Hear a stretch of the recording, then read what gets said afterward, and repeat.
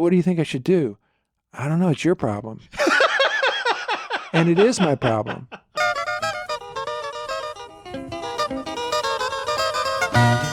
Hello and welcome to Did I Do That? It's a podcast about graphic designers making mistakes, because when it comes to making just about anything, it's all part of the process. I'm Sean Schumacher, and joining me today, a very special guest, an advertising legend named by Fast Company as one of the most creative people. He was one of the founding faculty of Virginia Commonwealth University's legendary Brandcenter before starting Wieden+Kennedy 12, Wieden's in-house ad school in 2003, then taking over the helm of the agency as executive creative director in 2007. Helm, I heard that. I was wondering if I was going to be able to sneak that one past you. It's good. I like it. For the past 18 years, though, he's been working under his own banner of Studio Jelly, a brand insight and creative studio that's worked with the likes of Nike, Starbucks, Wikipedia, Dr. Bronner's, and a little soccer team called the Portland Timbers. It's Jelly Helm. Hello. Hi.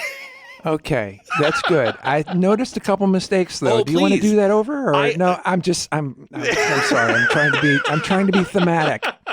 I appreciate you being on theme. Also, it would not be the first time that I've made terrible mistakes in intros. It isn't. Now, do you usually clean those up when you go back, or do you just let them be? It depends on whether it's funny or not. I that one I don't know because I leave them. Yeah, I don't know. I mean, I just heard. No, I didn't even hear any mistakes. But I just wondered. I'm thinking about like, how do you apply the theme of the show to your own life or your own podcast?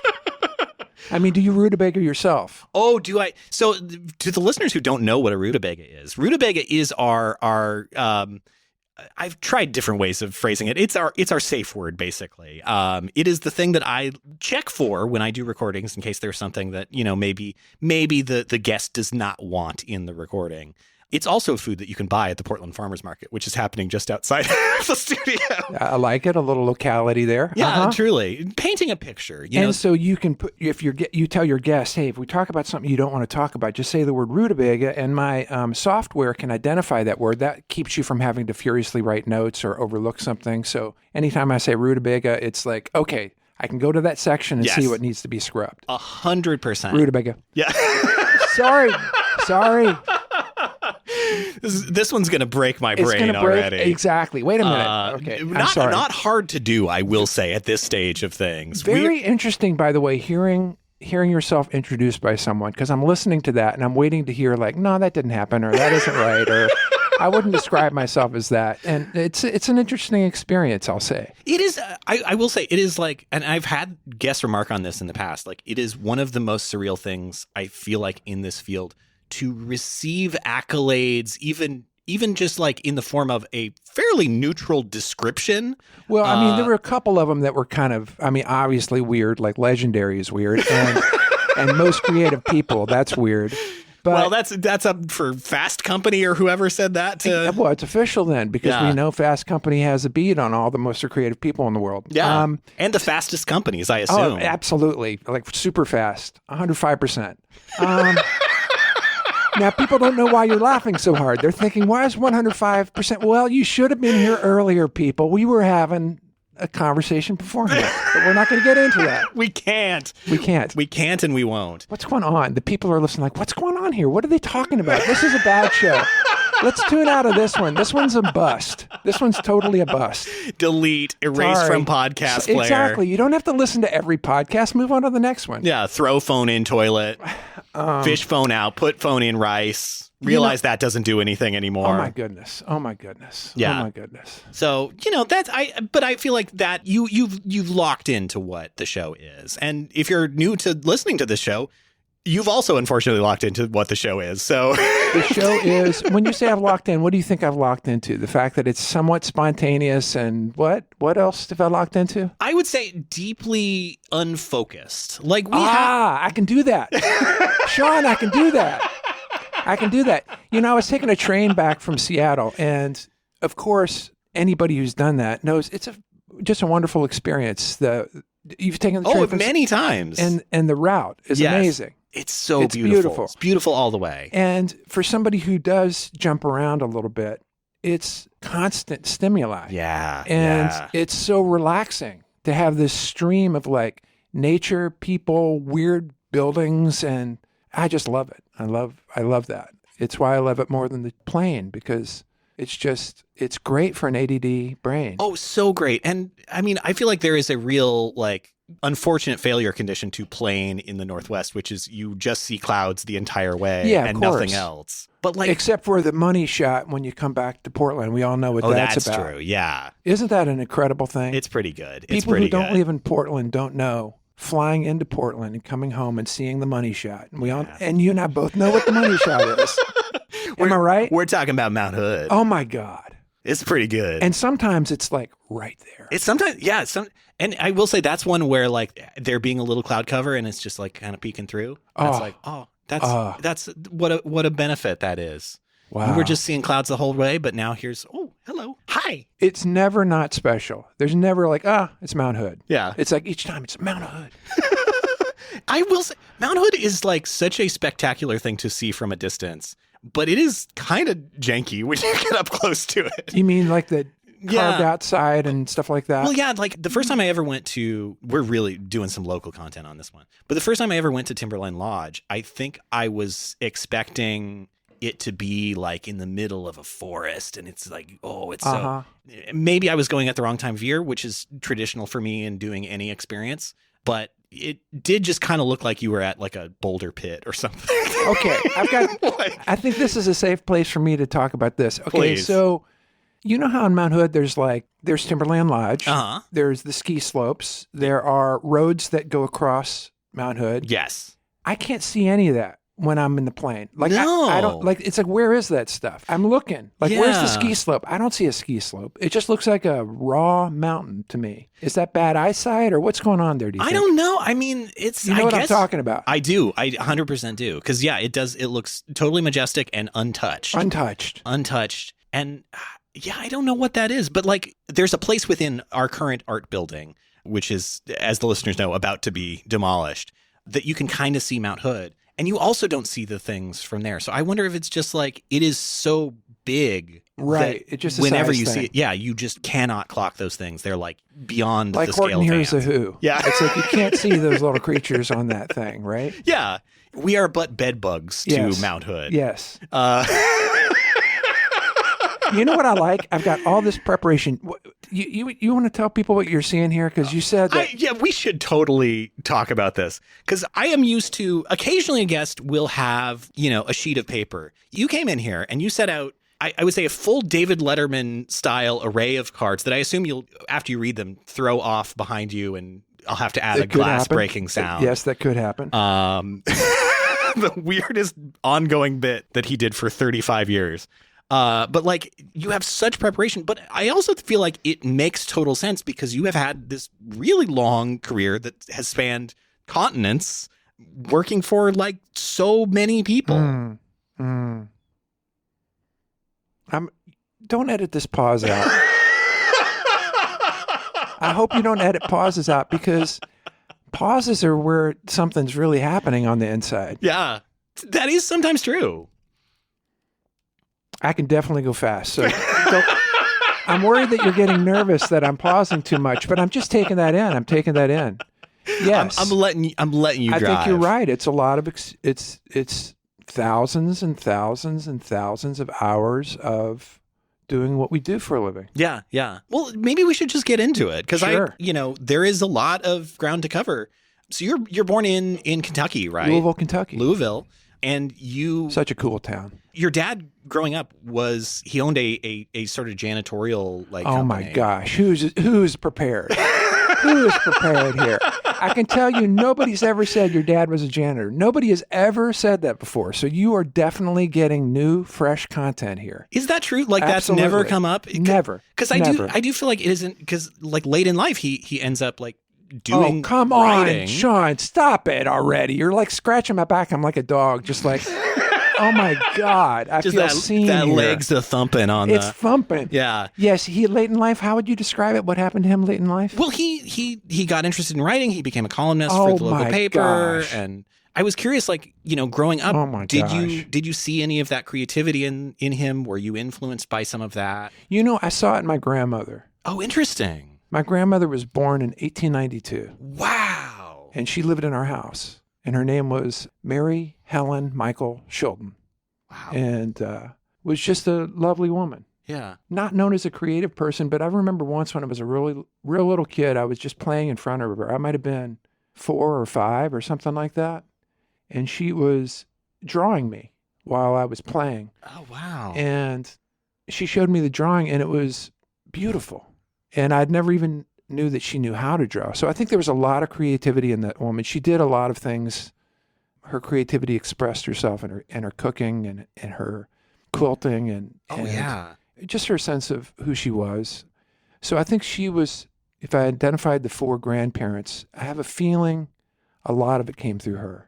That's fascinating to think about because, like, yeah, if you need a blanket, you got to make it. If you need to mend some clothes, you gotta do it. Well, it's interesting. I was staying at my sister's house in Seattle, and she has a blanket that my grandmother made in 1957. Wow. And that was the year that my sister was born. And it was probably made for my sister.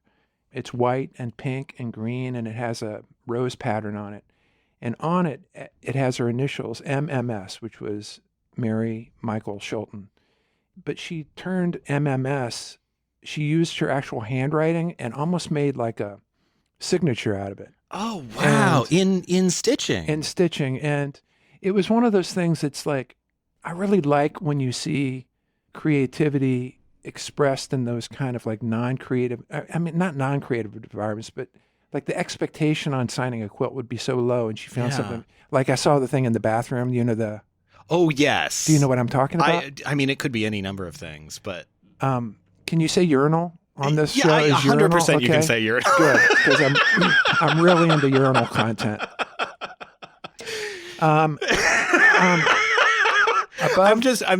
marveling at the idea of urinal content. Above the urinal, it's like, We did once have a sticker in the urinal, which I really felt bad about. Well, I'll show you a photo of what because I took a picture of it. I thought that's pretty neat. Please. Hold on here. We can edit this out, but oh, the little dog sheep thing. Yes. So we have. You should describe it. Well, it's a little chip in the paint. Yes. Of course, you're in a building that's been around for a while. That's probably been painted and repainted, 1,000 times. Yes. This building is from 1928. Okay. It's seen some shit. Yes. And so the wall has a place. It looks almost like it was a chip, and then the chip has been painted over multiple times. So it's not even like a fresh chip. It's more like an acne scar for this wall. And so many layers of graffiti underneath that current coat of paint. In that one of the acne scars, which, if I don't see the pen marks that have been added to it, I might say it's like the shape of a sock or the shape of like New Jersey on its side or something like that. Oh no, New Jersey tipped over. They have so little to begin with. That's 100% New Jersey. New Jersey. So, but somebody saw a little dog and they saw the chip next to it as a little like word balloon, and inside the word balloon it says woof, and they just added very simple little drawings. It's almost like something you'd see out of it's just very kind of clean and simple, and it's playful, and it's not too clever, it's not like somebody made a big deal out of it. It's just like a nice little place where humanity gets to express itself. 100%. And for me, this thing like of what we do, which is we're creative, and what does that mean, and how do we bring that into our work? For me, it's like, you asked this question, where did your creativity come from? And I'd say my grandmother had the ability for the craft part. I think another big part of where your creativity comes from was more my dad. And that was, I think creative people are just people who feel the world really deeply. Yeah. And that's not necessarily the greatest thing in the world. No. I could totally see that in especially the world that we're living in right now. But it's also like you catch those little moments, like the dog in the wall. Yes. Sometimes it can turn out something beautiful, but to be the most sensitive person in kindergarten is not one of my kids might have been the most sensitive person in their kindergarten. And I don't think that's a terribly comfortable place to be. No. And the idea that I can feel a whole lot. Now, what do I do with it? Yeah. I feel like that's kind of the essence of what this design work is about, which is I feel a lot. Now, what do I do with it? Yeah, that's so true. So true. But like, I also think like, you really around this age are starting to see some art too. Like you've talked about seeing Picasso's Guernica in Life magazine. Guernica. Oh. And like that having such an impact on you. Have you seen Guernica? Oh, not in person. You've seen the photos of it. I've seen the photos of it. I mean, I just remember as a kid, it's not art the way you think art is. It's like horses don't have two eyes on the same side of the head. And, no, that horse is very sick if so. And it expresses anguish. I don't know anything about the Spanish Civil War or anything. I mean, that might even be it. I know there was a battle, Guernica or something. I think it is the Spanish Civil War, yeah. And I didn't know anything about that, but certainly I could feel anguish. Yeah. And so the feeling side of me can recognize Picasso's feeling side, and we can make contact through this thing that he created. And I mean, to me, that's the most interesting part. I mean, the design is often seen as an exterior activity, but it's the interior part of it that is the part that kind of keeps me coming back to it over and over again. Yeah, yeah. Like that kid at the urinal saw something and got lit up by it and had a smile, and then I can look at it and I get lit up by it and I have a smile. And in that moment, I have contact with that kid, and we have contact with something that's quite significant, I think. It's like, I know this is a funny, I'll try to go back to funny, but it's also profound. 100%. It can be both things. I like it, Sean. It can be both things. The best things are both things, I think. I think you said a lot right there. Yeah. And it's like, but that is also like kind of your other influences. Like, you know, you're influenced by the Beatles, you're influenced by, you know, William Gaines at Mad Magazine, Buckminster Fuller. Like these are all. I'm having you speak at my funeral. Can we just go ahead and ink that right now? I want Sean and now Sean Shoemaker is going to has 5 minutes, and you're just going to bring people to tears. How did you know Jelly so well? Well, I just did my prep work for a podcast. Yeah, basically. I'm impressed. There's a lot of stuff out there about you. I'm impressed. Thank you. Well, it feels like you're putting a lot of care into your podcast. You clearly do. You've got a setup here. Do your listeners know what this room looks like? You know, I don't think we've really ever Can I describe it? Please do. Well, it's awesome. Because it's one of the last chances we'll have to do that, too.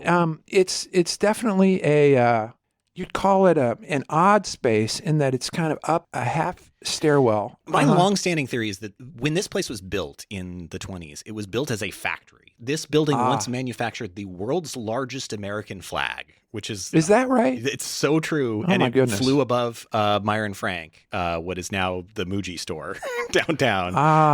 But my guess is like, because this sort of template feels like a manager's office in that kind of factory. Very interesting. Like manager's up a little flight office. of stairs. I can see that. I can see this that. wall having windows on it. Yes, where you can monitor all the people not working hard enough. Yeah. But it's also... Get back to those flag making. You hear me? You got flags to make, boys. We've got to get these flags out to the boys in blue. Listen, we got red, white, and blue flags to make. And you know what? People aren't going to know how we did that, but we know the secret. We know the incredible secret to getting a perfect mid-Atlantic. Tucky Helm, that's Tucky's invention. just to be clear on that. Yeah, so it's a manager's office, and so it's in a weird spot. You walk up these little steps, you open the door, and as you open it up, it's filled with plants. Yes. I think that's the thing that's like Sean said, everybody talks about the hot dog costume. The hot dog costume is not it. It's the plants. There's plants everywhere. I'm going to count. There's probably 24 kind of plants or something like that. I would say that's probably close to right. And then there's this giant, I'm going to say it's a reclaimed beam. It's probably it's made of fur. Spot on. Yes. And it separates. I'm sitting on one side, Sean's sitting on the other. It's just a really cool little intimate environment. My guess is this is where you want to be. Like you've created a spot that you want to be. Thank you. This table was built for me by one of my old classmates, Renee Allen. Shout out, Renee, if you're listening to this. I needed this table for a project. And look at that little dovetail joint over here on the side. She's really good. Come on. But yeah, like we got these from the Rebuilding Center, and I believe they cost us $20. They're beautiful. And they were the shittiest looking beams. And I was like, are you sure this can be table? And she's like, yeah, I'm sure. Isn't fir just like... It's such a good wood. It's really nice. You know, that orange and red kind of mixed together. It's great. It's like a magic trick because it feels like you have this like very bulky, like serious table, and you know, like People are snoozing at this point, by the way. People are like, what the? Sean's talking about a table that was made It's like 15 years ago. Oh my gosh. It's like your nightmare guest on next to you on the plane. Let me talk to you about my fur table. Oh yeah. Could you spend an hour on that, please? I'd love it. Yeah. A table they cannot see. I don't even know why I was saying that, except to say it's a nice, but this is what I was going to say. You're setting There's a table. There's care here. You know, it's like you care about the podcast. You've got the microphones. You're doing your prep. And that feeling of you putting care into it is felt by me. I appreciate that. And then that does something to me. I think it goes back to the previous idea. It's like, it's not just like I'm getting some kind of ego hit that you know, it's like, oh no, Sean put care into this. And it goes back to my grandma's quilt thing. It's like when you put the care into it, people feel it. Yeah. And it has an effect on the other person that you can't even predict. Maybe the person notices it, maybe they don't. Maybe somebody takes it as an ego hit instead of just actually feeling it as care. You never know how it's going to hit, but I can tell you I feel it, and it's nice. It's you're talking about things that are important to me, you know? Yeah. William Gaines was important. William Gaines was really important. Guernica was important. My dad was important. Yeah. And if you talk about design work beginning from your interior, those are all things that affected my interior. And the neat thing is that everybody's affected by different things. So the idea that whoever's listened to the podcast has an interior world, and you might be lit up by, say, Morrissey. Like, I've got a friend who's into Morrissey. I don't know how you could be interested in Morrissey. It feels like the bloom has come off the rose on Morrissey a little bit. Or, you know, there's things that maybe don't light me up that light other people up, but it's not about what lights you. It's about the fact that you're lit up. And then if you're lit up, you bring that to your work. I mean, I think you said early on when I said, give me some advice on how to do a podcast, and you said, use your hands. And smile if you're happy about something. You'll see I'm not smiling right now. But but I think what I'm hearing there is let yourself come alive. Yeah.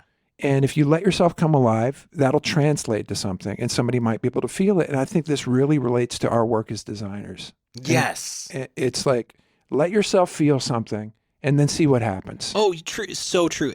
When your heart is not in the work, it is so visible. And Oh gosh, it's sad. You Yeah. know, it's sad when I mean, I don't know why you teach, but like one of the things I enjoyed about teaching was the fact that students aren't afraid to be enthusiastic. That's so true. And they're into so many weirder like avenues that you would never think to go down, but then you look at it, oh wow, that's cool. I would never have found that on my own. There was, I think, a year and a half that I didn't teach.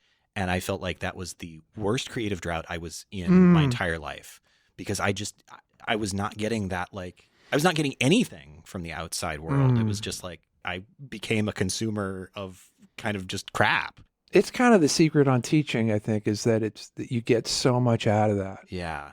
That you can really feed on someone just being into something. Yes, but also university administrators, don't take this as you don't have to increase our salaries ever. Well, I think they should would love actually to be compensated with money. I think they also. should increase the salary, because I think it's just really demanding work. You know. Oh, The laughter of someone who knows. You know, that's so tired. You know, it's like, I think we all have an idea of what teaching is, and you hear people say, I'd like to teach sometime. It's like, God help you. You know, it's like, yeah, it's difficult. It's demanding. It's demanding in weird ways that you'd never expect. I mean, but it's also so fulfilling. It can be. Yeah. It can be, because but it also can be really frustrating. And when you talk about mistakes, this is not on a note card, but if you said, what are your mistakes? And you know, I ran that school at 12. I've got so many regrets about that time. You know, I think this gets into the heart of the podcast, but that school, I had such tremendous expectations for it. And Dan Wieden is a very important person in my life. Yeah. And I really wanted the school to succeed. And I definitely had daddy issues with Dan. I wanted him to be proud of the school and proud of me. And I don't think I was conscious of how much those things were real for me, but they were very present. And when you talk about mistakes, I almost feel like it's ironic, because it's like I almost made the biggest mistake that Dan taught me, which was not to be so attached to outcome. Right. Like that can be one of the worst mistakes is this idea that you've got to have success regardless. And I think there was a part of me in running 12 that was very, quote, successful, but it came at a large expense, a lot of times at the expense of some of the students in the program. Yeah. And I feel like I'm at an AA meeting right now, like saying, hey, this is what happened. But that is what happened. And I have some regrets about that. But I also have some grace about it too, because, you know, I wish you could learn without making mistakes. Oh, God. Yeah. I really wish I could. But also, like, I totally get where you're coming from there too, because you're in this weird, tough spot of like, you are trying to do real work for the company and like deliver outcomes, but you're also trying to mentor these students and see them grow and become successful people in the world too. And those things are always at tension. And it's like, and there's also the tension of like, I want every single student to be utterly transformed. yeah, I want to have happen to them what happened to me, which is to recognize at some point in my life that my creativity and my external forces had constricted me, and it was horrible. And I don't know how, but got through that. And I want that to happen to everyone. And there's a good side to that. But I think the most important thing is for a student to retain some choice on what they do with it. And you can't make something happen for someone. And it's not like I even know what should happen. I mean, a lot of the students end up going in really different directions. Like one runs a pinball company and one is this and one is that. And it had nothing to do with what was going on in that period. I had no idea for that. So like to think that you know what success looks like for a student can be a real burden. oh, so much a burden. And we've definitely had these conversations. I'm sure every design school at every university, like there is this pressure to be like, well, what's the career pathway? How does the career pathway manifest? And it's so hard to explain to them like, oh yeah, you could go and be a executive at an agency and be very successful, or you could just do something that uses this skill set in a totally different way. And that is an impossible thing to explain to somebody that's looking for that. Like, or to take it even further, this whole 4-year experience could be a complete disaster. Yeah. And it could be something that puts you in debt and you have regret that you did this program. And that's real too. Yeah. And I think that's a hard thing for everybody to hold on to as well. I don't know. Yeah, it's tough. It's a creative risk. Yes. But it's like, if you don't take that kind of risk, the regret is so much more intense than if you do. Like, it is one thing to like try and fail. It is another thing to like have that thought in the back of your mind forever. Like, oh, I could have tried. I could have gone for that. That would be bad. That's rough. If you have some sort of instinct that there's something, yeah. For sure. So yeah, I mean, I want to hear more of your homework. What else do you know about me? What did I have for breakfast this morning? I mean, I do have one of your early drawings. I don't know if that's Let's take a look. Because you used to draw trees. Yes. And I remember from, one of the articles that I read, I think you were talking about like age 7. That was kind of when you started to really connect the dots and be like, oh yeah, I like to draw. I was want the to kid do in something school like that. who could draw a tree. I think we all know trees are kind of hard to draw. And They're very hard to draw. And so, the lollipop version where like a round shape with a stick on the end, I think everybody knows, well, it's not quite a tree, is it? It doesn't quite look like a tree. And hey, Helm, can you draw a tree for me? Yeah, definitely. I think that lit something up at the time. But even more than that, the fact that I just enjoyed drawing. Yeah. And I feel like that's such a way in for so many people. Who knows why holding a stick and making marks is so pleasurable, but it's still pleasurable. It really is. I think it's that same thing of, ooh, I see something and feel something and now I get to do something with it. Yeah. But the idea of making a good drawing, that can be the enemy of it too. It's just like that playful thing of like, I'm feeling something, I want to express it is really fun. Well, yeah, that feeling of your grandmother, just Yes. like, I want to capture something about this moment. Now you know about my grandmother. Yeah. It's crazy. Well, and you know, dozens of people also know about your grandmother who are listening to this. Dozens. There are dozens of it. us. I love it. I'm wondering who's listening out there. I'm really wondering. Yeah, write in. I once encouraged folks to try to send in self-addressed stamped envelopes, and I would send them back a self-addressed stamped envelope in return. I love it. So please send me a self-addressed stamped envelope. Impossible to say. Do it. 2000 Southwest 5th Avenue, Portland, Oregon, 97201, I think. It'll Do get it. there. You said 2000 Southwest 5th Avenue. 5th Avenue, I did Portland, say that Oregon. super fast. Maybe. 97201. Send Sean a self-addressed stamped envelope. And I'll send you another one. Yes. Smaller. Yeah, you know, I had a blog for a while, and you know that feeling of like, I'm me and I have something to say, and does anybody want to hear it? And a blog can be a powerful thing that way. You get to spend time with your thoughts and express them. Yeah. And at some point, I had a decent amount of listeners, but you have no idea who they are. I mean, sometimes they comment, sometimes they don't. But that sense that you're saying something to someone out there and they can hear it and they're maybe being moved by it and you'll never know it is kind of interesting. It's like, it is a weird thing, I think, about doing any kind of creative work is you are, even if, like, no matter how much you study who this thing is for and where it's meant to, you don't know. You don't know. And you don't know who it will really make an impact on, even if it reaches those You know people. what's given me some really neat pleasure is, wait, what's he going to talk about now? Is when I rub. You know, nothing is lost to the internet. No. And to see somebody talking about a TV commercial that I worked on in 1994 and it lighting somebody up, like to see that, I actually didn't see it back then. Yeah. It took 30 years before I realized, people actually are touched by this thing in the same way that I was touched. That's the interesting thing. It's like, back to the urinal illustration, is somebody got a little smile, and then, you know what? Somebody who made that thing might be listening to this. Very possibly. And they'll probably feels good. I don't know another way to say it. It probably feels good to say, that's kind of neat. Yeah. And I've gotten some of those things on the internet. I've gotten some things where people have said, I really like that.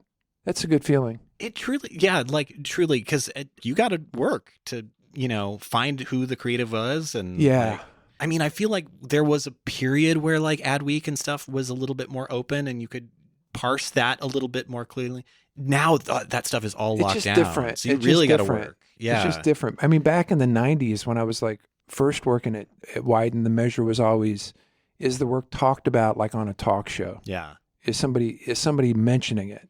And then it's kind of penetrated. But I don't see people talking about, people don't talk about advertising. That's for sure. I certainly do on this show, but I don't know that I have the kind of impact of a David Letterman. I hope not, actually.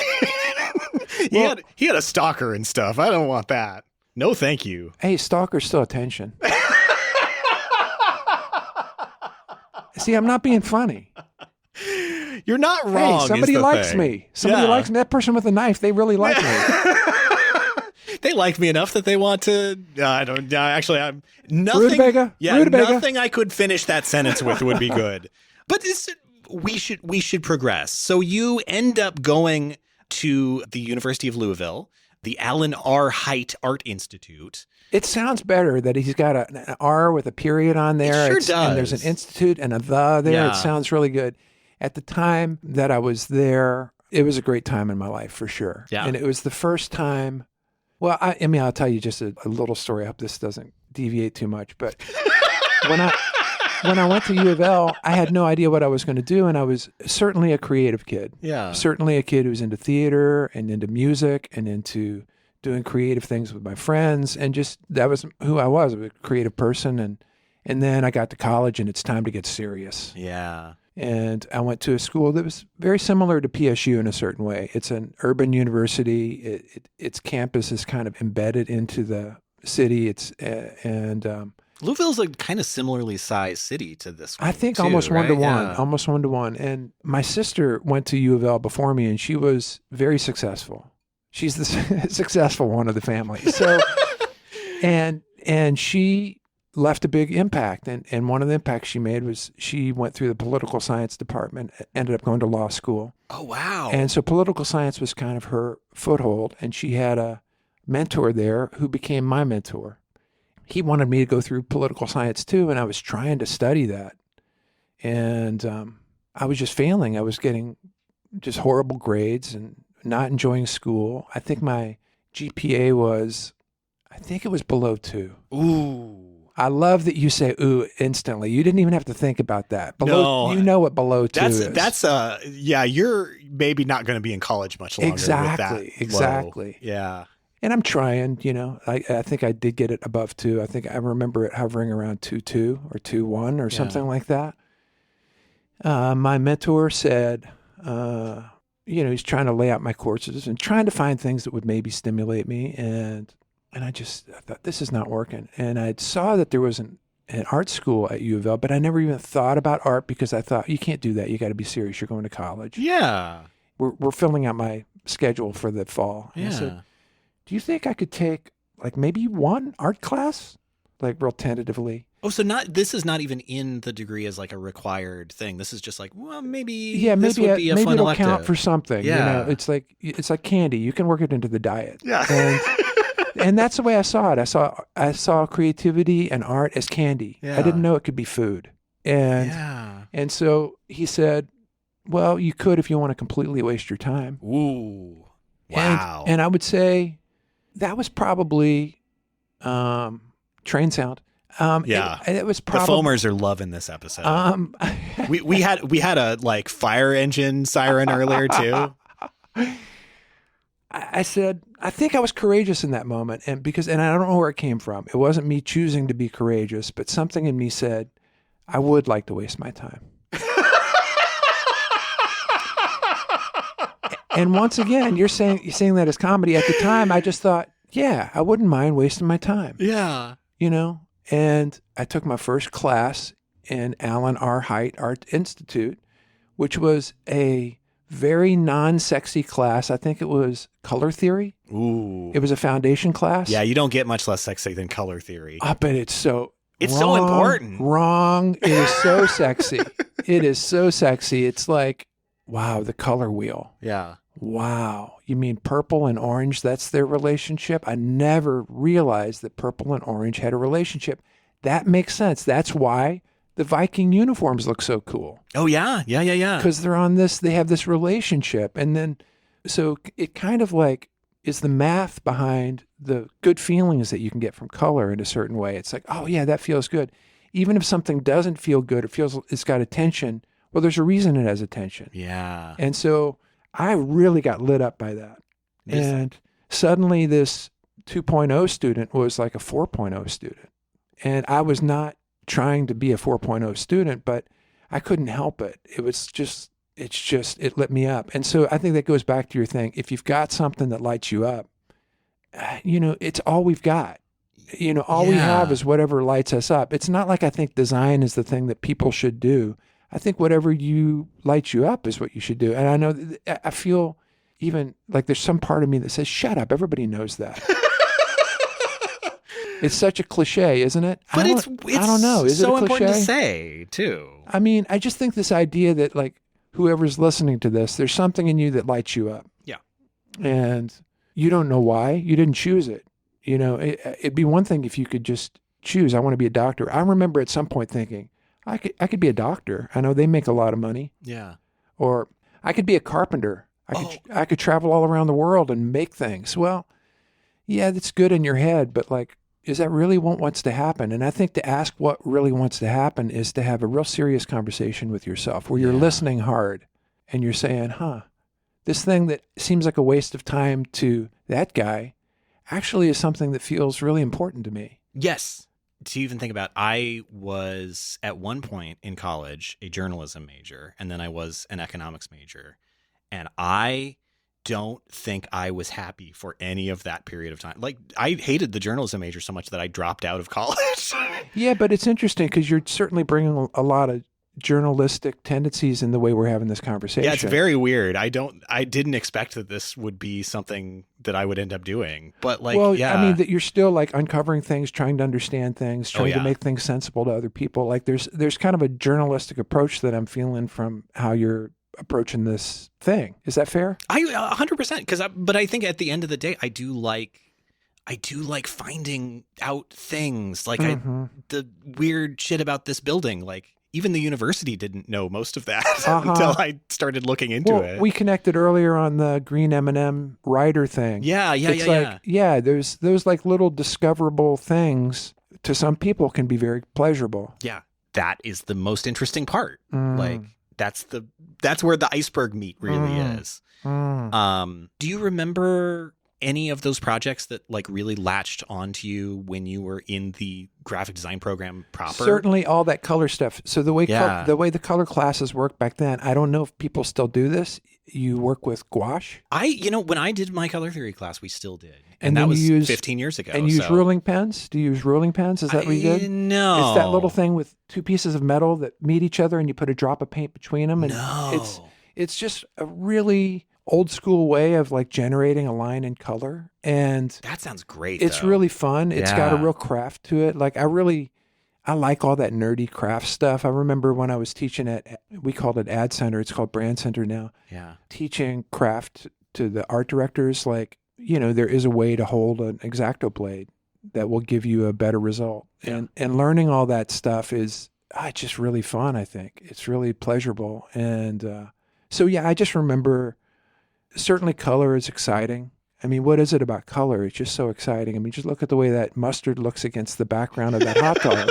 I'm not joking. See, don't laugh. This is my straight line. I understand. It's like, wow, that yellow is really brought to life by the color behind it. Yeah. Like that yellow on something else wouldn't be that same yellow. I think about that a lot with there's a little fringe, just like a little bit of, I don't know what that's called, the green stuff that goes on hot dogs. Hot dog listeners relish. Yes. I relish that I don't know that. But good, that, you're good. Thank you. But like that, I feel like is such a weird little pop that it kind of sells the edge of the bun on that costume. It's very interesting that, it's very interesting. It's very interesting that yellow is more about the kind of, what do you call that color behind it of the hot dog? Would you call that, it's kind of like a purplish red? It's a little bit. It's definitely got like a very pink highlight. It has like a printed hot dog. I assume that they actually scanned in a hot dog and blew up the texture because it has like that weird sort of patchy skin quality. It works, it just works. It's like the yellow comes to life because of that. So there's certainly that part about color where you can just get excited about different colors. I see you all have, do you have your own risograph here? Is that what's going on? We do, yes. And so obviously, color is something you use. It's the mayonnaise in your refrigerator there. You can use it. And I love that. But then the craft of it, when you said what assignments lit you up, I mean, just the craft of it is really fun. And the fact that you can then deploy the things that you learn, like if you learn that orange and purple have a relationship, you can make someone feel something just by using colors in a way. It's really fun stuff. Oh, that warm cool thing. If anything, I overuse that, but it is an instant magic trick of like, oh, wow. You end up graduating in 1987. Apparently your degree is exactly the same as mine, where it is a Bachelor of Fine Arts in Fine Arts with an emphasis in graphic design. That's right. A deranged way of phrasing it, but so many schools used to do that. Yes. Yeah. And it's funny, different points in my life, I lean into I studied graphic design. Yeah. And then in other crowds, I'll say, I'm fine arts major. Like, it just depends on how you want to present yourself. But yeah, that was the degree. And then you go on to your first job at the Louisville Museum of History and Science. Yeah, kind of like OMSI. Yes. They're now the Kentucky Science Center. That's right. But you worked there for about a year as their graphic designer. I assume doing like exhibit graphic and things like that. It was a tiny little room in the basement. My friend, Richard only the most glamorous. For sure. Yeah. It's like, my friend Richard Schuler, who is, beautiful guy who was a good example for me of somebody who lived a creative life. Yeah. He was a kid who was doing silkscreen in 4th grade and wow. And he was brewing his own beer and he was, I assume, also in 4th grade. Yes, he loved to brew beer as an 8-year-old.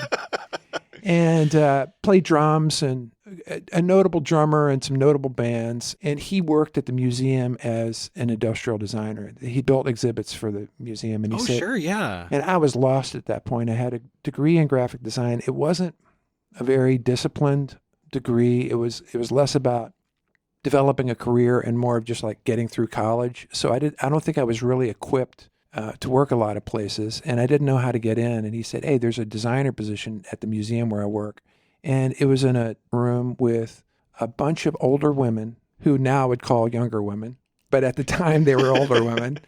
And it was in a basement room, no windows, and it completely lit me up. Yeah. Because I got to play with type. It was the first time where I was sending out words to be typeset by somebody else, and they would send them back. Oh, sure, yeah. And it was like a magic trick. Yeah. You could pick out a font and a size, and that comes back, and you hold it like it's a precious thing, and then you paste it on your board. And yeah, it was really an exciting time. And I think that was the place where I discovered a magazine called Print. Oh, yeah. Yes, and Print magazine.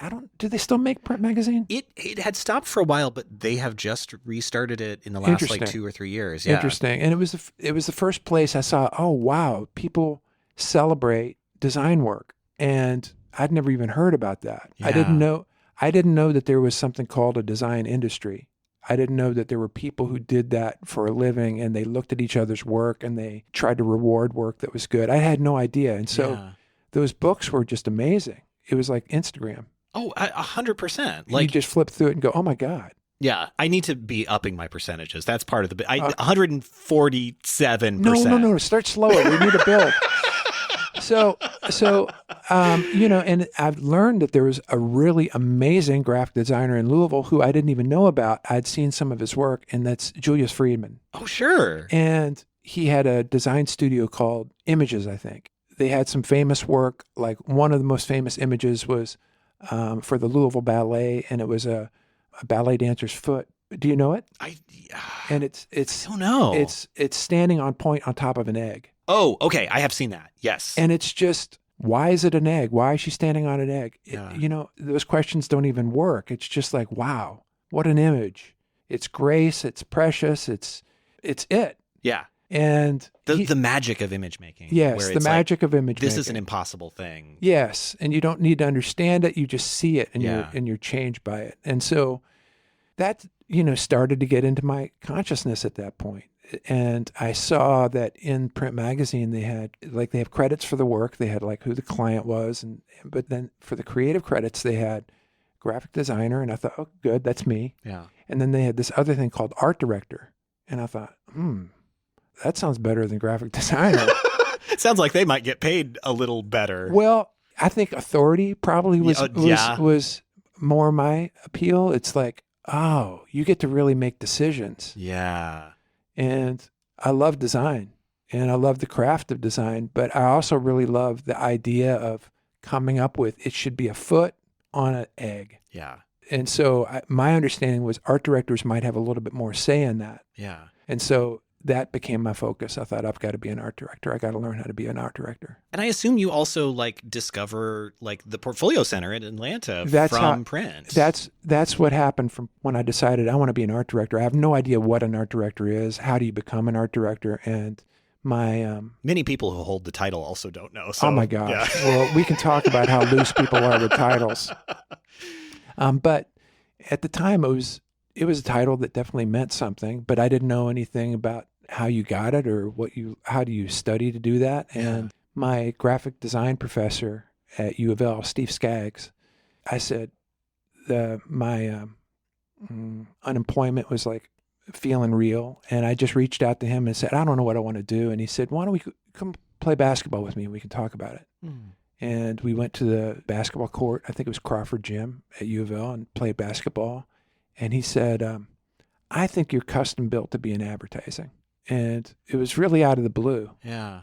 And I took it as sort of an insult. Like, what does that mean? Does that mean I'm superficial, or what does that mean? Yeah, it's not a hot time for advertising in pop culture. It didn't seem sexy or fun, but it definitely got into my head. And I said, okay, well, I want to be an art director in advertising. Yeah. And he said, well, I'll hook you up with this creative director who works in the agency that I really wanted to work for. There was an agency in Louisville that it's still there. It's Doe Anderson. Oh, sure. They did these Maker's Mark billboards that were in Louisville that were like art. Same thing, like images that were just really powerful, really done with a lot of care and a lot of they were great. Yeah. It didn't look like other billboards. It was completely different. It was like little pieces of art. And I thought, well, that's where I want to work. I want to be an art director at Doe Anderson. I still don't really know what advertising is, but I just... It's funny how sometimes, though, you don't know and you don't need to know. No. Jack and the Beanstalk. In a weird way, it's almost better. Yeah. Isn't that interesting? Yeah. Isn't that interesting? You're coming in without the presuppositions of like what the career trajectory is. Totally. You're just responding to some sort of inner urge, and you trust that inner urge knows something. Yeah. And so he said, I'm going to hook you up. And I've always wanted to know who that creative director was. I believe his first name was Chaz. And I've always tried to look for that guy, and I haven't been able to find him because he gave me really helpful advice. And he was really actually gave me a lot of care in a time when I didn't really know what was going on. And I think I was probably obnoxiously naive, and he was sensitive about it. And he said, you need to look. He said, I said, I want to be an art director, but I don't want to work my way up. Because initially he said the way to be an art director is you start off at the bottom and work your way up. And I thought, I don't want to start at the bottom. I want to be at the top. And he didn't say, well, dude, that's how it works. That's the way it works for everyone. Yeah. Instead, he said, well, there's a school that teaches art direction, and it's called Portfolio Center. And I got the brochure, and I just decided that was my dream. And so I saved money for a year to go to Portfolio Center. And you moved to Atlanta. Wow. And lived on Taco Bell. Oh boy. My skin smelled like bean burritos. Oh yeah, boy. That's friends, you don't know how bad Taco Bell used to be. If you think it's bad now, it's like it was like a gas station food. Yeah, it was. I believe at one point it was described to me that like especially early franchising Taco Bell was more an experiment in like how factory made you could make a thing before it became inedible. Right. And so they weren't even using meat at a certain point. No, it's all like storable things, shelf stable food. Yeah. Can we turn it into something that people can use as caloric intake? Yeah. So can consume this. Yes, you can sustain yourself on this. And I think they only had like 5 things on the menu too. Oh, truly. Yeah. The beans were delivered in a big gray cube. Right. All kinds of really nasty things. But Portfolio Center was an amazing experience. I just loved it. It was really exciting. It was really fun. I had so much enthusiasm for it. So I think what happened is that moment when I said, I do want to waste my time. From that point on, I decided there's something about the creative life that's worthwhile, that does something for me, and I'm going to just go in that direction. Yeah. And so that's what happened. And I think my enthusiasm carried me along. Yeah. When you're in Atlanta, do you start to connect the dots and like feel like, oh yeah, this is actually where I should have been probably all along? Well, it's really fun. I mean, that's all I'll say. It's just really fun. It was the way it worked at Portfolio Center. I mean, it was kind of a good money-making scheme in a certain way because you have these students. It's a really kind of crummy building. And what you hire for teachers are all people who are moonlighting. They're all professionals who are moonlighting. I think I heard they might have paid them $35 an hour or something like that. And then they come in and they give you an assignment. They say, okay, the assignment is Frosty Paws, which is like ice cream for dogs.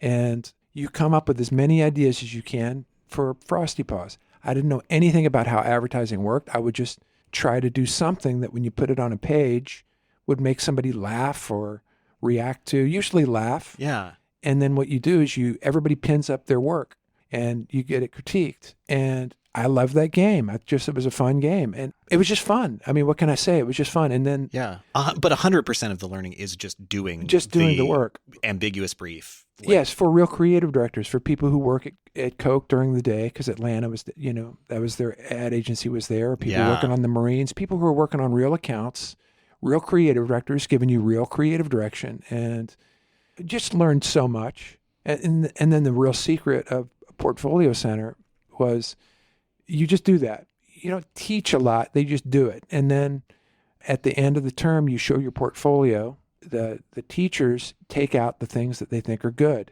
and they put those on the wall. the wall was kind of a thing. Like, oh, did you get on the wall? The wall.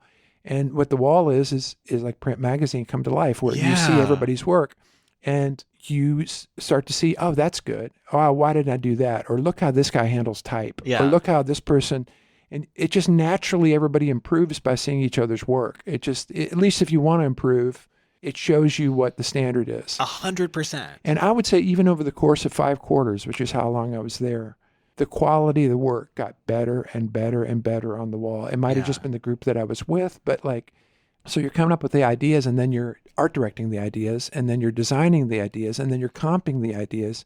And every one of those things got better. The ideas got better. The art direction got better. The design got better, and the comping got better. Yeah. And so you needed to learn all of those things, and seeing your peers do it. It was a great environment. It was great. I really credit Portfolio Center quite a bit. Yeah. I mean, I just couldn't have done it without Portfolio Center. Well, and I also imagine it's them looking at these and showing off to each other like, oh yeah, this is a person that we want to recruit afterwards. Or I think there's some of that. But you know what's interesting? The guy who was so I still was like, I was miles away from, do you hate it when you hit the microphone? Does that just bug the shit out of you? These are just, I have these weird little cages, and they're supposed to be the ones that go with these microphones, but they kind of suck, and I don't know why. I mean, my first thing when I see you hit it and hear that sound, I'm thinking, oh God, I bet Sean is so pissed that he just hit that microphone. Yeah, if listeners remember the early episodes where there was constant boing noises. Oh my gosh. Yeah, these at least don't do that, but still. You know, you ask, like, are they recruiting people? Yeah. So at that point, I would be what you would call naive. Which was, I was just enjoying myself. Yeah. Maybe in the distance, I'm thinking, could I maybe get a job at Doe Anderson? That was still my goal. Oh, still. Oh, yeah. If I could work at Doe Anderson, I would have it made. Yeah. Like, that would be so fun. Yeah. And maybe one day I could do a Maker's Mark billboard. And, you know, I kind of don't want to tell this next story because it's a little too obnoxious, but just... But you can imagine. Well, with that kind of setup, I almost feel like you have to. Is that on one of the cards? You know, no, it's not on one of the cards. But like Norm Gray was a really important mentor for me. I bet somebody who listens to your show knows Norm Gray. If there's anybody who's been through Portfolio Center, he's a special guy. I think he's in the One Show Hall of Fame as an educator. And I'm still in contact with Norm. And hi, Norm. Yeah, hi, Norm. Jelly, what's this, a podcast? I don't listen to those. What is that on the radio? Hey, you know, at some point I started realizing I'm going to need a job. And I think I was freelancing for his agency. And I said, Norm, could I get a job here? And he said, Jelly, you can do better than this place. Wow. And I remember it was the first time I thought, I don't know, just like, how could I do better than this place? This is where Norm works, and it's a big agency. And I don't know. I really thought that was real generous of Norm. Yeah. I mean, I just had an interaction with a PSU student. Oh, yeah. Yeah. And somebody at Wieden+Kennedy who had interviewed him said, you should talk to this guy. I, just got a sense right away that he's going to do well for himself. I'm wondering who it is, and I feel like I shouldn't ask until after the recording. Yeah, that's probably better. But yeah, that way everybody can think that it's them. It is you, students. It's you. You're brilliant. You're so brilliant. Although you will know whether or not you talk to Jelly. And that sense of... That's kind of a giveaway. You get a sense looking at his portfolio. It wasn't about anything in his portfolio because they were all flawed. Yeah. But it was a sense that there was energy and life to him that was going to go. It was going to go somewhere. And, that's always the thing, though. Yeah. And it's like the least helpful thing I think I could do would be to try to steer it or affect it, or it's just like, dude, you got it. Go. Yeah. Just keep going. It's going to work out for you. And I think it will. And I got that sense from Norm, at that moment. It was like, Jelly, you've got something that is of value, and don't try to lock it in too quickly right now. Just go with it. I was thinking about, I've been watching the NCAA tournament, and Barkley was on there, and of course I enjoy Barkley. There's so much to enjoy about that guy. he's such a wild, weird guy. A wild, weird guy, and they were analyzing one of the players, and Barkley said something, like, we can analyze these people by their shot or by their this or by their that. And he said, but do they want to win?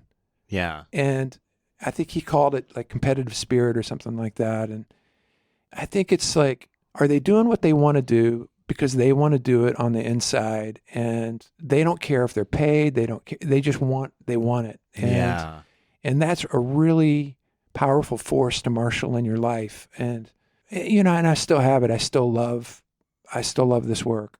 I mean, I just still absolutely love this. I don't know why I love the work. I just love the work. I love that somebody says, this is going on for me, and this is the problem I'm trying to solve. Yeah. What would you do? And I get to go, I don't know. And I don't know initially. And that's fun too. Like to look at a project and say, I have no idea. And to like hold on to that moment of having no idea for as long as you can stand it. That's a Dan Wieden thing for sure. Oh yeah. Cause then when it hits, it's going to hit hard. Yeah. And maybe, I mean, you hope. Yeah. Or you get really panicky and you come up with something super crazy, which can also be fun. Yeah.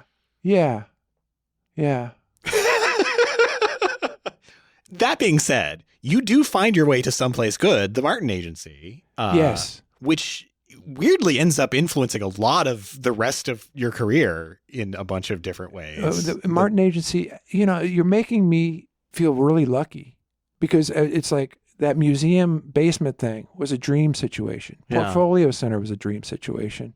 It is weird how when you connect to something that's like, I don't like magical thinking. Like if you just follow your passion, everything works out. No. I don't think that always works out, but sometimes it does seem like there are hidden helpers out there. And Martin was just a tremendous place. I've only worked for two places. I worked for the Martin Agency and Wieden+Kennedy. Yeah. To say that those are the only two places I worked makes me feel very grateful and just unbelievable. It's humble. People say, you've got good fortune. You say that makes me feel humbled. I always think, well, why does it make you feel humble? You should feel awesome. Aren't you like? And I think the humbling part is having something beyond what you deserve. Yeah. It's like, I don't deserve that any more than anybody does, but I got it and I'm going to enjoy it. And Martin Agency was a special place. I had so many mentors there who were important. I just reconnected with Jerry Torsha. You're going to like this one, Sean. Please. Jerry was a angel for sure. Does not look like an angel. He's tough, but he saw something in me and was able to talk Mike Hughes into hiring me when they didn't have a job. And Mike Hughes said, well, we can't hire him. We don't have an office.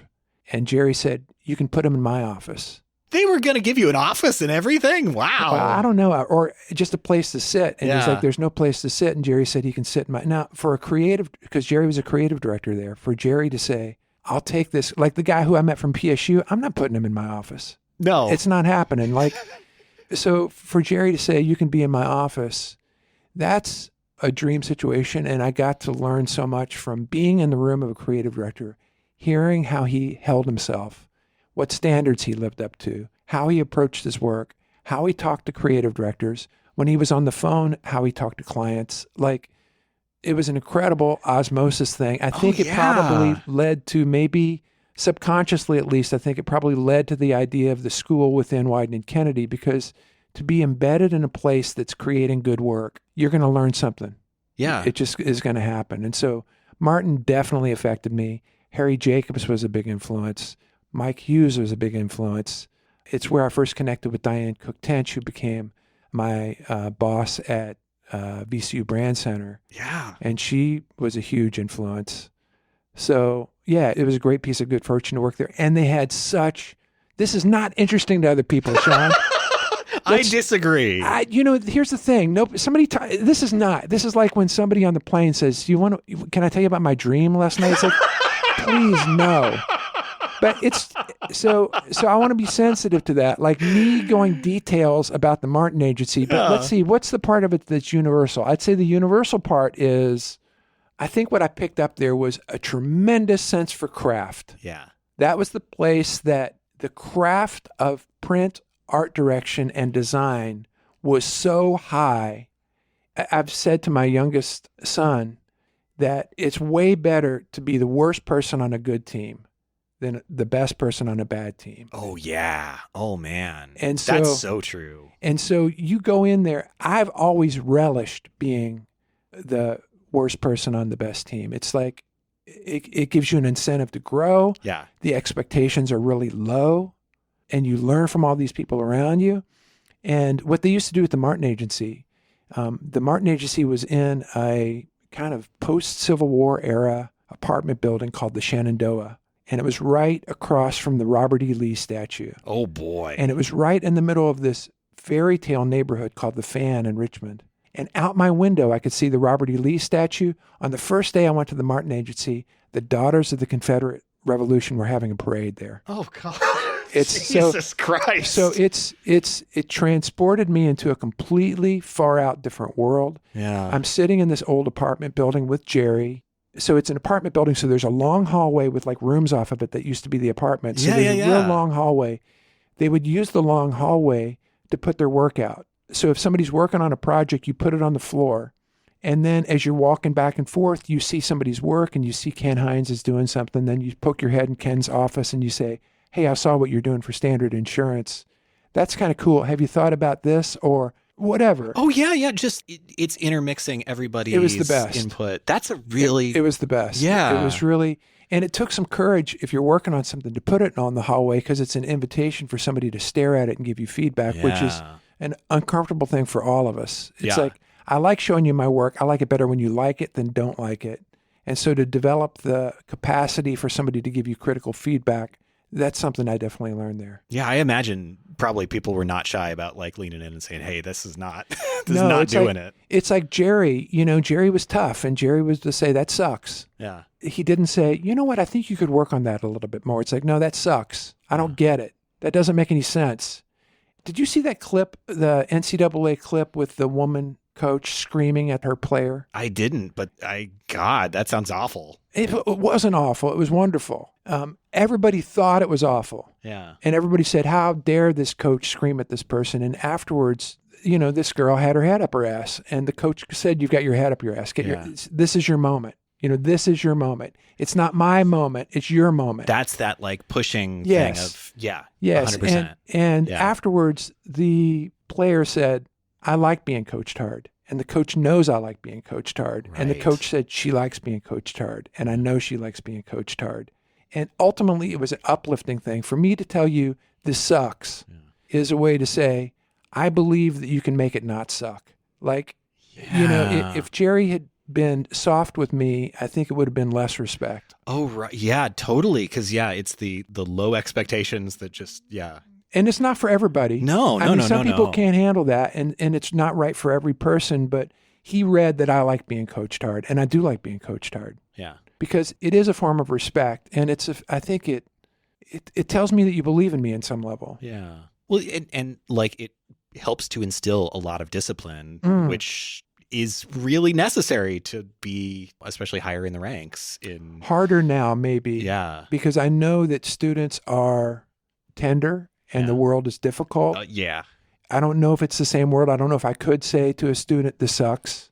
I think finding language that the student can hear is important. Yes. But I long for those relationships where you can be unvarnished with each other. And so if the student says, what do you know? You haven't been doing this for 30 years. I would kind of respect that too. Yeah. That is something that I will admit I totally struggle with. I cannot, because I think it is that thing of like, well, let's role play. Yeah. I'll be the student. Please. Okay. Sean, I'm sorry, Dr. Schumacher. A doctorate. Professor Schumacher. Let me just apply for some jobs in Australia real quick. I walked and worked all night on this project. Yeah. I feel really, really good. I'm feeling really good that because do you have students who do that too, where they kind of like put something up so that it's a challenge for you to say you don't like it?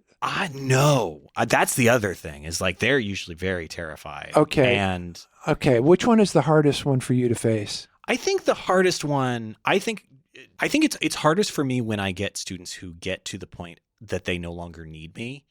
And interesting. I like to help people like, oh, I really like this and I like this and I like this. And it's like, even within a piece that is not overall working, to be able to have those moments of like, oh yeah, there is something that you can latch onto.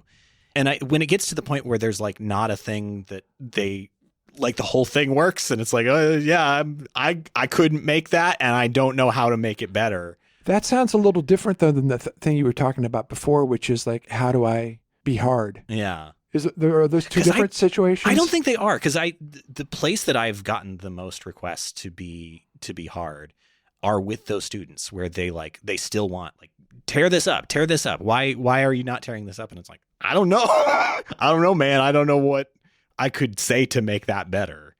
Right, because it's too far down the road at that point. Yeah. But and it's also like the limitations of what I can do creatively. Like I try to be, and I'm sure there are students who will disagree, I try to be the empathetic teacher of like, I can see where you're coming from. This is maybe not quite it, but you could do this other thing. I think I might be not into empathy as much. I think that's fair though. Because that's more the way that real work is. I mean, I think empathy can be kind of a burden. Yeah. Like that you have to take care of me. Yeah. You already have this weird responsibility to the client though, too. Well, I mean, like, I think what I liked about, I think Dan Wieden was the best creative director I've ever worked with. I think he deserves the reputation that he has. I think it was special. Yeah. It was very special. And what I think I enjoyed the most about him was he didn't take any responsibility for me at all. Yeah. He took responsibility for himself. If he's feeling something about the work, he would say it. Yeah. And if he's not feeling it, he wouldn't say it. And that can be a little scary to be on the receiving end, for somebody to be that transparent and just say whatever's coming up for him. Yeah. And he didn't intrude into being a pep, trying to lift me up or it was just, this is what I see. And that ends up becoming very trustworthy over time. Yeah. Because there's no bullshit. No, you're always going to get the truth from him. Yes. Yeah. And whatever his truth is. And it might be that he's tired that day and he's just not interested. And that's real too. Yeah. And he didn't put himself up as wisdom person who knows the answers to everything. The only authority he had is whatever was happening inside of him when he looked at your work. Yeah. I think that's really brave. Yes. Yes. I would totally agree with that. And I think that explains a lot, because I'm not a brave person in any way, shape, or form. Well, but I also feel I'm going to reframe it and say your bravery is in development. It's so kind. But I do think that there is, like, that is something that really only works as, like, you are in that sort of mentored relationship where it is far along too. Like, I think with very early first year students, I think they would really. And it may be much different in a classroom than it is in an agency environment. Yeah. And so it'd be interesting to know how he would approach teaching. Yeah. It might be completely different. But one of his quotes was about chaos and embracing the chaos, and he loved chaos. He loved it so much. But that feeling of doing work for a presentation that was going to be at 8:00 in the morning, like you're getting on a plane and going, and him looking at it at midnight and saying, I don't see it. Yeah. And not saying, okay, what do we need to do to fix it? But just all he says is, I'm not seeing it. It's not here yet. It's not here yet. Or he wouldn't even go that far. It's not working for me. Oof. Yeah, because can I say so I used to have a teacher in undergrad, really my first year in graphic design, and that was all he would say in a crit. It's not working. Yeah, and it drove me nuts because I would be like, what about it? Right. I need specifics, please. Yeah, Dan would have made you crazy because that was Dan in a nutshell. Yeah, but it's also like, I wonder if I had, because it's like so true that you become in some ways your parents, but also the opposite of your parents, because you're planning against what they. Oh yeah.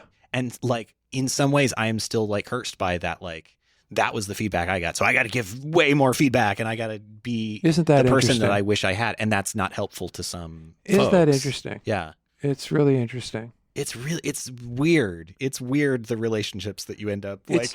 It's interesting how I'm going to be extremely helpful and that turns out to not be helpful. Yeah. Like, explain so much that. So. I don't know.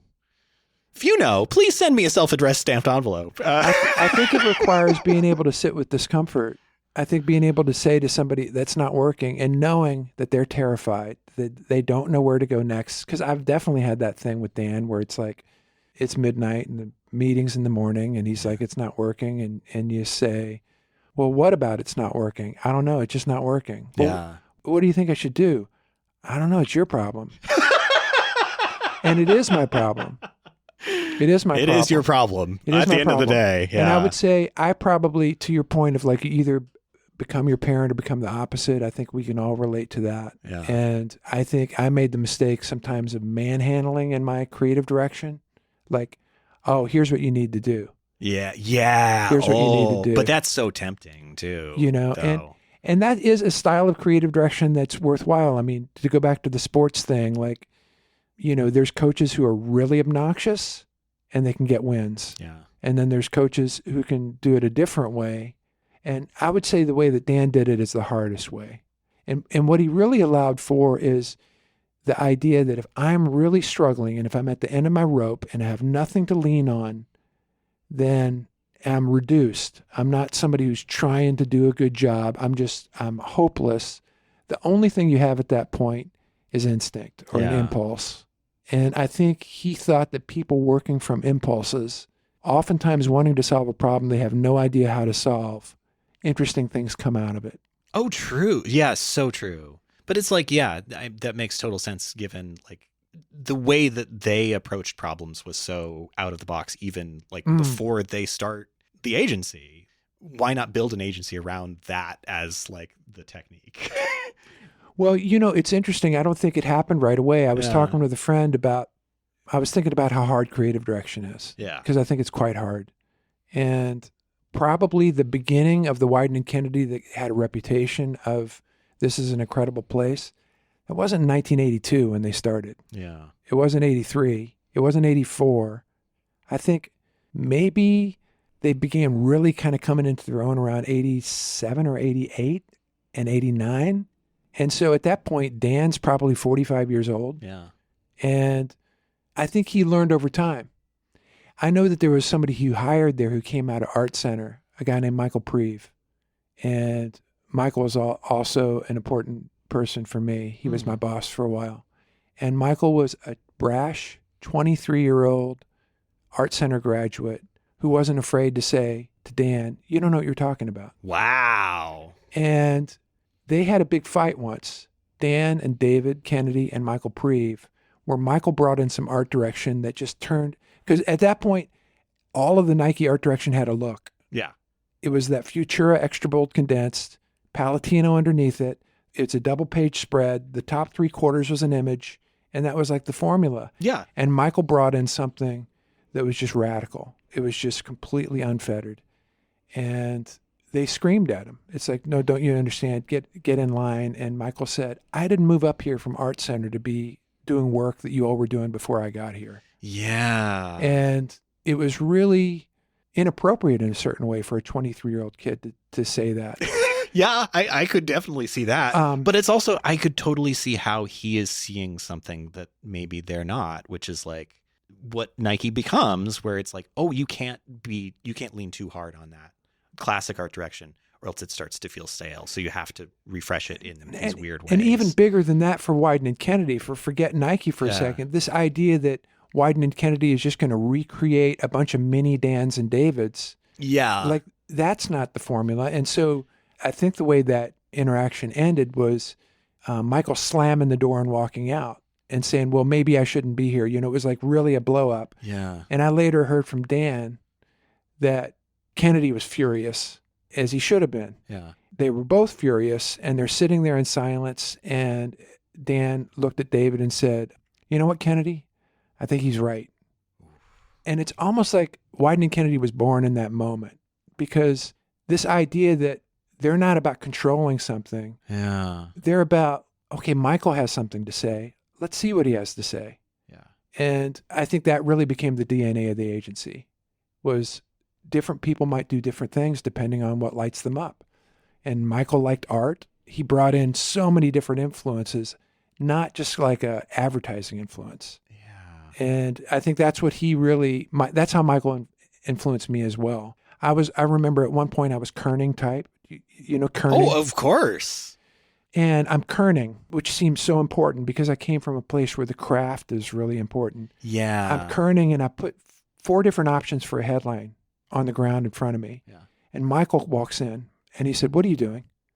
I said, I'm kerning. I'm trying to figure out which one of these is the best setting for the typeface. And he looked at him with me, and I thought, oh, great. You know, it's back to the Martin Agency thing where you look at work together. And he said, "You're completely wasting your time." Wow. And that was radical for me, this idea that art direction, there's a craft to it. Yeah. But even more than the craft is like, you want to say something and you're going to be kerning. No, there's like a pulse to be found here. Right.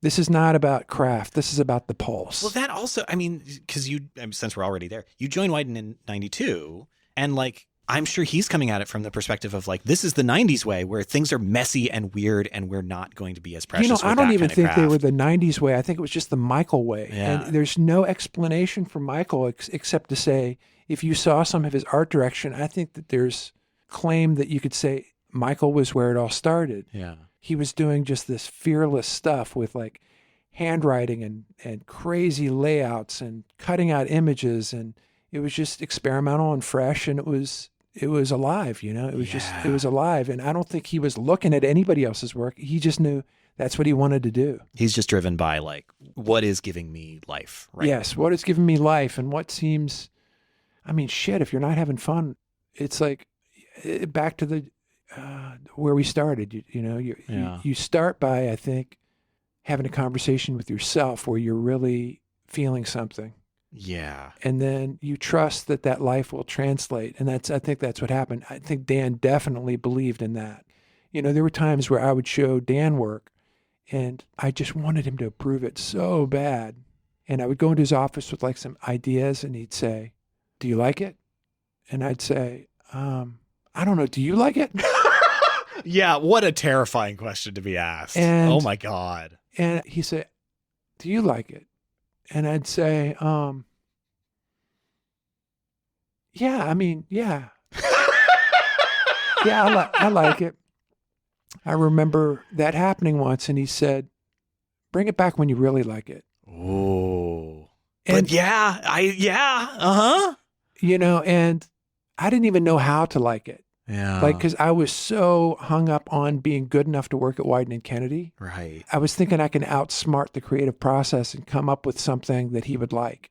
But the formula is, I mean, there's a reason that all of Jim Riswold's work was so personal. Yeah. He likes Bugs Bunny, so Bugs Bunny's there. Yeah. He likes Andy Warhol, so Andy Warhol's there. I mean, it was just, the belief is that if you like it, somebody else might like it. Yeah. And I think that's a pretty neat formula. It's so important. It's so important because like also there becomes much more heart in the work just inherently.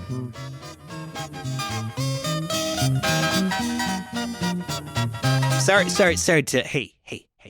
Sorry to pop in here, everybody. This recording with Jelly was really awesome, as I'm sure you have already heard. We went way long. And so what I've decided to do is to cut this episode into 2 parts because I could not figure out what to cut, basically. So in 2 weeks' time, you will hear the second part of the Jelly Helm interview, talking about some of his later career stuff at Wieden and, Studio Jelly and all of that fun stuff. As well as we had some fun just like thinking about design as a field, and he had all these cards that we didn't get to. So if you want to hear that 2 weeks, you are going to be able to hear part 2. So tune in then. If this is your first time listening to the show, I guess I do the outro now. If this is your first time listening to the show, please rate, review, and subscribe to it wherever you get it. Ratings and reviews really matter. And also maybe give us a follow on Substack. I know you can just get the feed directly in your inbox, which is kind of neat. But also sometimes I do some writing that goes along with each episode's post. So that's kind of cool too. This has been Did I Do That? As I say at the end of every episode. See you next time. Okay, bye. Yeah, I really did. I don't know. Yeah, the bit doesn't work there. 140%. Oh, good news, everybody. Jelly didn't get a ticket. the news I'm sure you were all waiting for. Okay, bye.